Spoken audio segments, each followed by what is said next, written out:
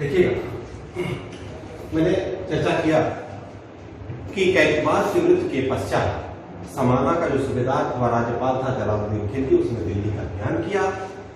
दिल्ली पर अभियान करने के उपरांत उसने कैकबाज के 2.5 वर्षीय पुत्र की उम्र को दिल्ली का सुल्तान घोषित कर राज्य की सारी शक्तियां अपने हाथ में नियंत्रित कर ली।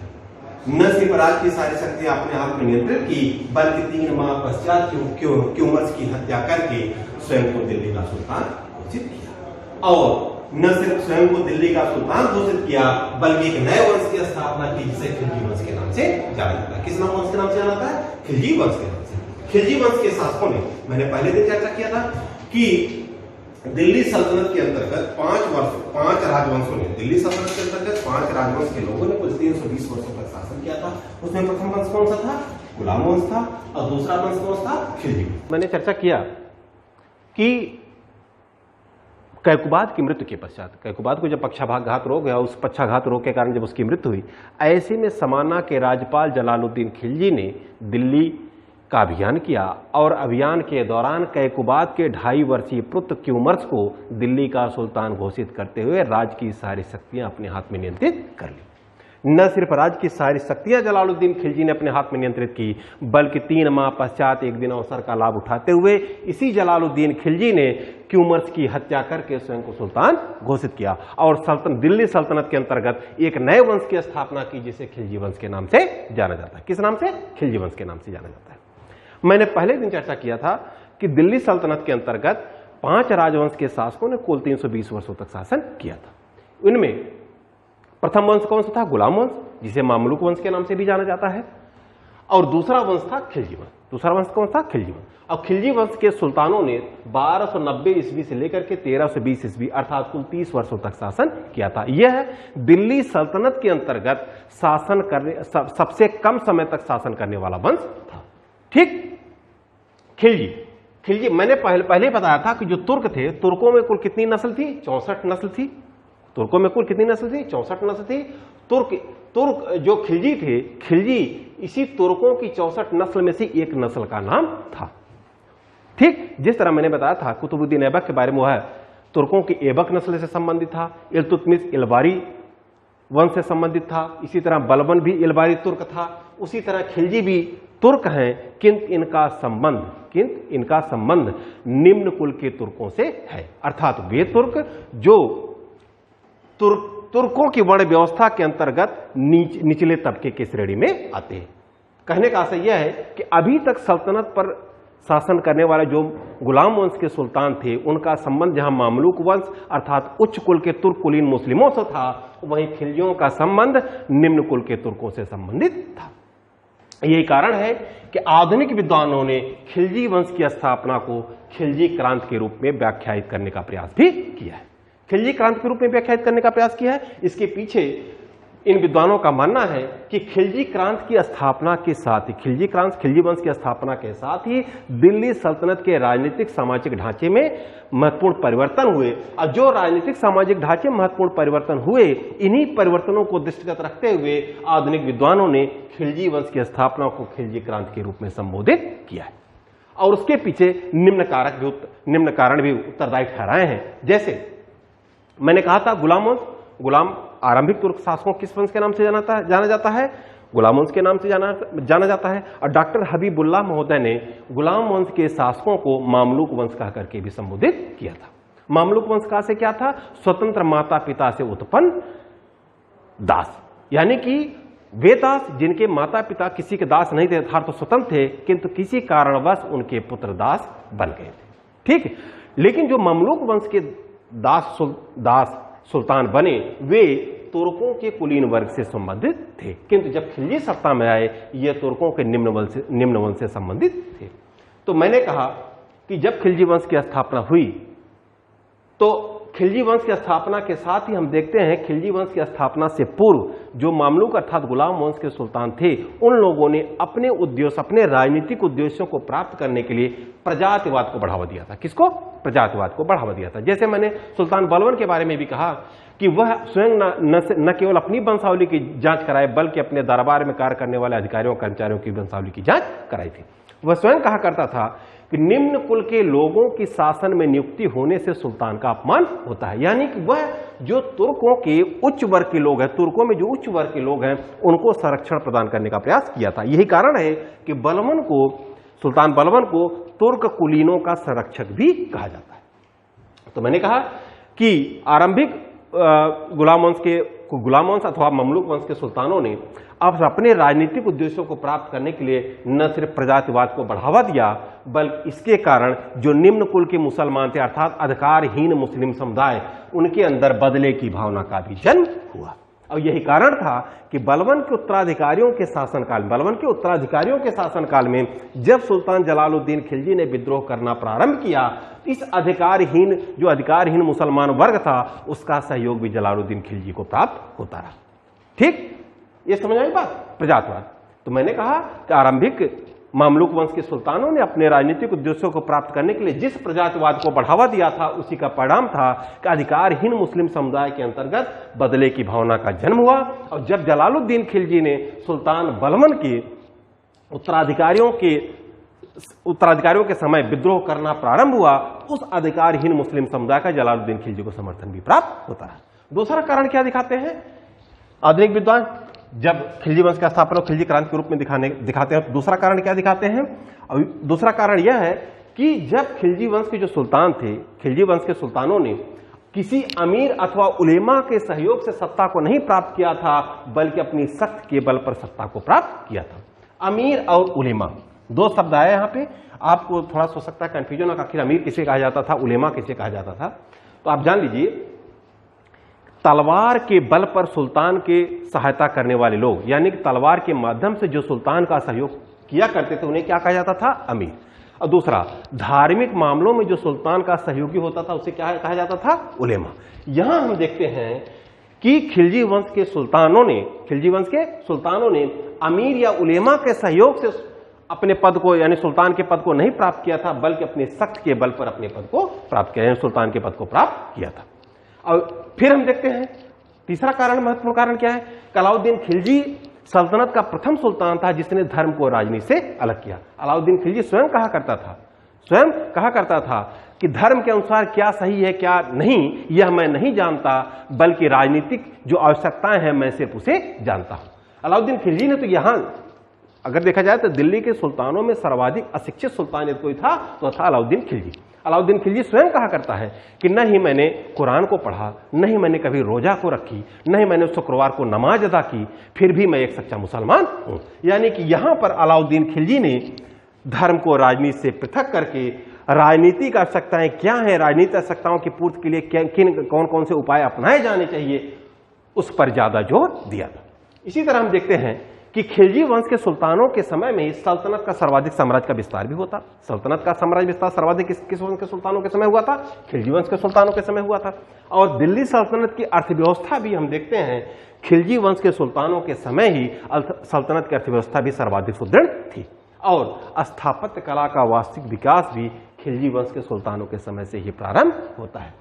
इन्हीं बिंदुओं को देखते हुए, इन्हीं बिंदुओं पर दृष्टिपात करते हुए आधुनिक विद्वानों ने खिलजी वंश की स्थापना को खिलजी क्रांति के रूप में व्याख्यायित करने का प्रयास किया है। क्लियर? अब देखते हैं, मैंने चर्चा किया खिलजी वंश की स्थापना किसने की थी? सुल्तान जलालुद्दीन खिलजी ने। अब जरा जलालुद्दीन खिलजी के बारे में देखिएगा। जलालुद्दीन खिलजी, इसका शासनकाल 1290 ईस्वी से 1296 ईस्वी तक था, अर्थात इसने कुल 6 वर्ष शासन किया था। इसका मूल नाम क्या था? शाइस्ता खां। मूल नाम क्या था? शाइस्ता खां। इसे इब्न ए सईफ भी कहा जाता है। इब्न सईफ का अर्थ होता है तलवार का बेटा। अगर आपसे सवाल पूछे कि दिल्ली के किस सुल्तान की उपाधि इब्न सईफ थी, वह कौन सुल्तान था? जलालुद्दीन खिलजी। ठीक। और यह सल्तनत का प्रथम सुल्तान था जो कभी मुकुट नहीं धारण करता था, बल्कि मुकुट यहां क्या धारण करता था? पगड़ी धारण करता था। तब यह सवाल कभी पूछा नहीं गया, हो सकता है आपसे पूछ दे कि सल्तनत का वह कौन सा सुल्तान था जो मुकुट की जगह पगड़ी धारण करता था, तो वह कौन था? जलालुद्दीन खिलजी। और एक अन्य महत्वपूर्ण प्रश्न यह है कि जो मंगोलों का बार बार सल्तनत, दिल्ली सल्तनत या भारत पर आक्रमण होता रहा सल्तनत काल में, तो मंगोलों के बीच इस्लाम धर्म के प्रचार का श्रेय भी सुल्तान जलालुद्दीन खिलजी को जाता है। कैसे प्रचार हुआ इस्लाम धर्म का मंगोलों के बीच, कैसे इस्लाम धर्म कैसे प्रचारित हुआ, इसके संदर्भ अभी जब मंगोल आक्रमण पर चर्चा करेंगे तो उसमें डिटेल बताएंगे। अभी सिर्फ इतना जानिए, अगर आपसे सवाल पूछे कि दिल्ली के किस सुल्तान को मंगोलों के बीच इस्लाम धर्म के प्रचार करने का श्रेय जाता है? तो वह कौन सुल्तान था? जलालुद्दीन खिलजी। अब देखते हैं, तो सुल्तान जलालुद्दीन खिलजी, मैंने कहा कि सुल्तान बनने से पूर्व समाना का राज्यपाल था और यह 1290 ईस्वी में दिल्ली पहुंचा और दिल्ली में क्यूमर्स को सुल्तान घोषित करते हुए सत्ता की संपूर्ण शक्ति अपने हाथों में केंद्रित कर ली और तत्पश्चात तीन माह पश्चात क्यूमर्स की हत्या करके स्वयं को सुल्तान घोषित किया। जिस समय यह सुल्तान बना उस समय इसने कैकुबाद द्वारा स्थापित किलोखरी के महल में अपना राज्याभिषेक करा था। कहां पर करा था? किलोखरी के महल। और इसी महल में रह करके इसने 1 वर्ष तक शासन किया था। तत्पश्चात दिल्ली की जनता के आग्रह पर दिल्ली की जनता ने क्या आग्रह किया कि आप आइए और सुल्तान के पद और प्रतिष्ठा को बढ़ाइए। इस आग्रह को सुनते हुए जलालुद्दीन खिलजी दिल्ली पहुंचा और दिल्ली में रह करके शासन करना प्रारंभ किया। यह सुल्तान जलालुद्दीन खिलजी उस सिंहासन पर कभी नहीं बैठा जिस पर कभी बलबन बैठा करता था, अर्थात जिसकी इसने वर्षों सेवा की थी। ठीक है, किंतु जब सुल्तान के रूप में पद धारण करके शासन करना प्रारंभ किया उसी समय जलालुद्दीन खिलजी के शासनकाल में ही मलिक छज्जू के नेतृत्व में पहला विद्रोह भी हुआ। सुल्तान जलालुद्दीन खिलजी के शासनकाल में पहला विद्रोह किसके नेतृत्व में हुआ था? मलिक छज्जू के नेतृत्व में। मलिक छज्जू कौन था? मलिक छज्जू बलबन का भतीजा था। कौन था? बलबन का भतीजा। सुल्तान जलालुद्दीन खिलजी ने इसी मलिक छज्जू को कड़ा के सूबेदार के पद पर नियुक्त किया था। कहां का सूबेदार नियुक्त किया था? कड़ा, वर्तमान इलाहाबाद कौशाम्बी के बीच का के बीच में पड़ता है। तो मलिक छज्जू को सुल्तान जलालुद्दीन खिलजी ने कड़ा के सूबेदार के पद पर नियुक्त किया था।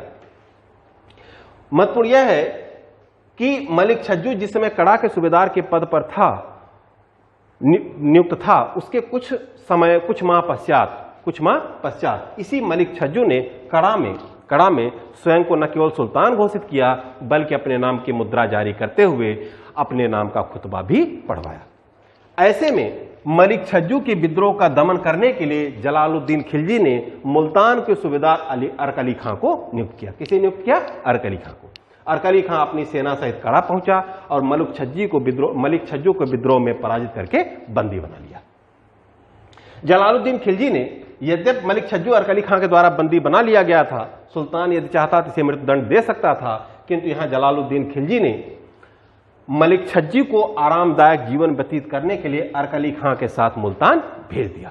अब जब जलालुद्दीन खिलजी ने अपने शत्रुओं के प्रति उदार नीति अपनानी शुरू की, इसी सुल्तान जलालुद्दीन खिलजी के भांजे मलिक अहमद चप ने सुल्तान जलालुद्दीन खिलजी की सार्वजनिक रूप से आलोचना भी की थी। अगर आपसे सवाल पूछ दिया जाए सुल्तान जलालुद्दीन खिलजी की किस व्यक्ति ने सार्वजनिक रूप से आलोचना की थी, तो वह व्यक्ति कौन था? मलिक अहमद चप। मलिक अहमद चप कौन था? जलालुद्दीन खिलजी का भांजा। क्लियर? अब देखते हैं कुछ अन्य महत्वपूर्ण तथ्य जलालुद्दीन खिलजी के संदर्भ में। जैसे सुल्तान जलालुद्दीन खिलजी के समय में 1291 ईस्वी में रणथंभौर का अभियान हुआ था। कहां का अभियान हुआ था? रणथंभौर अभियान हुआ था। कब हुआ था? 1291 ईस्वी। जलालुद्दीन खिलजी ने रणथंभौर का स्वयं अभियान किया था। जिस समय जलालुद्दीन खिलजी ने रणथंभौर का अभियान किया उस समय रणथंभौर का शासक कौन था? राणा हमीर देव। कौन था? राणा हमीर देव। तो जलालुद्दीन खिलजी ने जिस समय रणथंभौर का अभियान किया उस समय रास्ते में न केवल झाई के किले की लूटपाट की बल्कि अपने सेना सहित रणथंभौर के किले के सम्मुख उपस्थित हुआ। किंतु सुल्तान जलालुद्दीन खिलजी ने रणथंभौर के सुदृढ़ किलों को देखते हुए युद्ध न करने का निर्णय लिया और यहीं पर सुल्तान जलालुद्दीन खिलजी ने कहा कि मैं मुसलमानों के एक बाल के बराबर ऐसे 10 किलो को कुर्बान करता हूं। एक बार सवाल पूछा गया था कि किस सुल्तान ने घोषित किया, किस सुल्तान ने यह कहा कि मैं मुसलमानों के एक बाल के बराबर ऐसे 10 किलो को बलिदान करता हूं, त्यागता हूं, तो कौन सा सुल्तान था? जलालुद्दीन खिलजी। 1292 ईस्वी में अब्दुल्ला खां के नेतृत्व में, किसके नेतृत्व में? अब्दुल्ला खां के नेतृत्व में दिल्ली सल्तनत पर पुनः आक्रमण हुआ। किसका आक्रमण हुआ? मंगोलों का आक्रमण हुआ। तो मैंने कहा 1292 ईस्वी में अब्दुल्ला खां के नेतृत्व में मंगोल आक्रमण पुनः दिल्ली सल्तनत पर हुआ। जिस समय अब्दुल्ला खां के नेतृत्व में मंगोल आक्रमण हुआ उस दौरान जो सल्तनत की सेना थी वह मंगोल जो आक्रमणकारी थे इनके बीच भीषण संघर्ष हुआ और इस संघर्ष में मंगोल पराजित हुए और अंततः अब्दुल्ला खां जो मंगोल आक्रमणकारियों का नेता था, यह अब्दुल्ला खान सुल्तान जलालुद्दीन खिलजी से समझौता करके वापस चला गया। और इसी जलालुद्दीन खिलजी ने इसी अब्दुल्ला खान को पुत्र कह करके संबोधित किया था। क्या कह करके संबोधित किया था? पुत्र कह करके संबोधित किया था। यद्यप अब्दुल्ला खान जलालुद्दीन खिलजी से संधि करके वापस चला गया, किंतु इसके बावजूद भी इस संघर्ष के दौरान जो मंगोल, हजारों मंगोल, करीब 4000 मंगोल, ऐसा आंकड़ा मिलता है, लगभग 4000 मंगोल, जो 4000 मंगोल थे वे सल्तनत की सेना के द्वारा बंदी बना लिए गए थे। जो मंगोल भारत में बंदी बनाए गए थे, इन मंगोलों ने इस्लाम धर्म को ग्रहण किया, और इन मंगोलों ने जो इस्लाम धर्म ग्रहण किया, इन्हीं मंगोलों को ही नवीन मुसलमान कहा गया। क्या कहा गया? नवीन मुसलमान। इन्हें दिल्ली के पास ही एक स्थान निश्चित किया गया रहने के लिए, इन्हें दिल्ली के पास रहने हेतु एक स्थान निश्चित किया गया जिसे मंगोलपुरा के नाम से जाना जाता। किस नाम से? मंगोलपुरा के नाम से जाना जाता। वर्तमान समय में अगर आप दिल्ली गए हो या दिल्ली के बारे में जानेंगे तो आज भी यह मोहल्ला वर्तमान में विद्यमान है। वर्तमान में इसे मंगोलपुरी के नाम से जाना जाता है। सुल्तान जलालुद्दीन खिलजी के बारे में मैंने अभी थोड़ी देर पहले चर्चा की कि सुल्तान अपने शत्रुओं के प्रति उदारवादी नीति अपनाता था। इसी उदारवादी नीति के कारण उसके भांजे मलिक अहमद चप ने सार्वजनिक रूप से कड़ी आलोचना की थी। किंतु हम यहां देखते हैं कि सुल्तान जलालुद्दीन खिलजी की उदारवाद नीतियों में एक अपवाद भी देखने को मिलता है। वह अपवाद क्या था? सीधी मौला को मृत्युदंड। सीधी मौला कौन थे? जरा इनके बारे में जान लीजिएगा। सीधी मौला मुख्यतः ईरान के निवासी थे। कहां के निवासी थे? ईरान के निवासी थे। भारत में जो सूफी संत बाबा फरीद थे वह इनके शिष्य थे। किसके शिष्य थे? बाबा फरीद के शिष्य थे। बाबा फरीद की मृत्यु के पश्चात ये एक स्वतंत्र सूफी संत बने। दिल्ली में इन्होंने अपनी खनकाह स्थापित की थी, यानी कि दिल्ली में इनकी खनकाह थी। जो सीधी मौला थे ये उच्च एवं नैतिक चरित्र वाले व्यक्ति थे, उच्च नैतिक चरित्र वाले व्यक्ति थे, और जिसके कारण इनके दर्शन के लिए जनता लालायित रहा करती थी। सीधी मौला उच्च नैतिक आदर्श वाले व्यक्ति थे, जिसके कारण जनता इनके दर्शन के लिए लालायित रहा करती थी। और फिर जो सीधी मौला थे, इनका जो दिल्ली के तुर्क अमीर वर्ग होता था उनसे भी इनके घनिष्ठ संबंध थे। और यही कारण था कि धीरे धीरे हम देखते हैं जो सीधी मौला की दिल्ली में खनकाह थी, वह खनकाह धीरे धीरे अमीरों के षड्यंत्र का अड्डा बन गई। और एक दिन इनकी खनकाह में, यानी सीधे मौला की खनकाह में ही दिल्ली के तुर्क अमीरों ने एक षड्यंत्र रचा। उस षड्यंत्र के तहत यह बात की कि सुल्तान की हत्या, सुल्तान जलालुद्दीन खिलजी की हत्या करके बाबा सीधी मौला को खलीफा घोषित कर दिया जाए। जब जलालुद्दीन खिलजी को इस षड्यंत्र का पता चला तो जलालुद्दीन खिलजी ने मुल्तान के सूबेदार अर्क अली खां को सीधी मौला को गिरफ्तार करके मृत्युदंड देने का आदेश दिया। और इसी अर्क अली खां ने सीधी मौला को मृत्युदंड दिया था। किसके आदेश पर? सुल्तान जलालुद्दीन खिलजी के आदेश पर। तो मैंने कहा कि यद्यप सुल्तान एक उदारवादी शासक था, इसने उदार निरंकुशवाद के सिद्धांत को प्रस्तुत भी किया था, किंतु सुल्तान जलालुद्दीन खिलजी की नीतियों में सीधी मौला को मृत्युदंड देना एक अपवाद दिखाई देता है। ठीक 1296 ईस्वी में हम देखते हैं, 1296 ईस्वी में सुल्तान जलालुद्दीन खिलजी के समय में ही सुल्तान जलालुद्दीन खिलजी के भतीजे अलाउद्दीन खिलजी ने कहां का अभियान किया था? देवगिरी का अभियान किया था। किसने किया था? अलाउद्दीन खिलजी ने। अलाउद्दीन खिलजी कौन है? जलालुद्दीन खिलजी का भतीजा। तो अलाउद्दीन खिलजी के नेतृत्व जब 1296 ईस्वी में देवगिरी का अभियान हुआ, उस समय देवगिरी का शासक कौन था? रामचंद्र देव। तो अलाउद्दीन खिलजी ने देवगिरी के शासक रामचंद्र देव को पराजित करके ढेर सारी धन संपदा प्राप्त करके कहां चलाया था? कड़ा चलाया था। कहां चला था? कड़ा चला। जबकि उसे दिल्ली जाना चाहिए, लेकिन वह दिल्ली जाने की जगह कड़ा चलाया। क्योंकि उसके मन में एक उत्कंठा थी, एक आकांक्षा थी। किस पद के लिए? सुल्तान पद को प्राप्त करने के लिए। इसीलिए धन संपदा लेकर के कहां चला गया था? कड़ा चला गया था। और 20 जुलाई 1296 ईस्वी को अलाउद्दीन खिलजी ने सुल्तान जलालुद्दीन खिलजी को कड़ा में मिलने हेतु बुलाया। किसको? जलालुद्दीन खिलजी को। जब सुल्तान जलालुद्दीन खिलजी कड़ा के सूबेदार अलाउद्दीन खिलजी से मिलने हेतु कड़ा पहुंचा, उसी समय अलाउद्दीन खिलजी के दो सहयोगी, एक का नाम था सलीम, और दूसरे का नाम था इख्तियारुद्दीन। इन दोनों ने सलीम और इख्तियारुद्दीन ने सुल्तान जलालुद्दीन खिलजी की हत्या कर दी थी। सुल्तान जलालुद्दीन खिलजी की हत्या के संदर्भ में मध्यकालीन इतिहासकार जियाउद्दीन बर्नी ने लिखा कि जियाउद्दीन, उनका पूरा नाम जियाउद्दीन बर्नी है, शॉर्ट मैंने बर्नी लिख दिया है, वैसे पूरा नाम क्या है, जियाउद्दीन बर्नी। तो मध्यकालीन, मैंने कहा कि जलालुद्दीन खिलजी की हत्या के संदर्भ में इसी मध्यकालीन विद्वान जियाउद्दीन बर्नी ने लिखा कि अभी सुल्तान के सिर से रक्त टपक ही रहा था कि शाही चंदोबा अलाउद्दीन खिलजी के सर पर रखा गया और उसे सुल्तान घोषित किया गया। सुल्तान के सिर से रक्त टपक रहा था, यानी कि जलालुद्दीन खिलजी की हत्या की गई थी। तो वही कह रहे हैं जियाउद्दीन बर्नी कि अभी सुल्तान जलालुद्दीन खिलजी के सिर से रक्त टपक ही रहा था कि शाही चंदोबा अलाउद्दीन खिलजी के सर पर रखा गया और उसे सुल्तान घोषित किया गया। आगे बर्नी यह भी वर्णन में, अपने विवरण में बताते हैं कि सुल्तान, बर्नी ने क्या कहा कि सुल्तान पर पहला हमला करने वाले, सुल्तान पर पहला हमला किसने किया था, सलीम ने। बर्नी ने यह भी लिखा अपने लेखन, अपने विवरण में बताया कि सुल्तान पर पहला हमला करने वाले सलीम की मृत्यु जहां कोढ़ होने से हुई थी, वहीं सुल्तान का सिर काटने वाले इख्तियारुद्दीन की मृत्यु पागल हो जाने के कारण हुई थी। कहने का सही है कि सलीम ने जहां जलालुद्दीन खिलजी के ऊपर पहला हमला किया था, वहीं इख्तियारुद्दीन ने सुल्तान जलालुद्दीन खिलजी का सर धड़ से अलग किया था। डॉक्टर आशीर्वादी लाल श्रीवास्तव ने सुल्तान जलालुद्दीन खिलजी के संदर्भ में लिखा कि यह दिल्ली सल्तनत का प्रथम सुल्तान था जिसने उदार निरंकुशवाद के सिद्धांत को प्रस्तुत किया।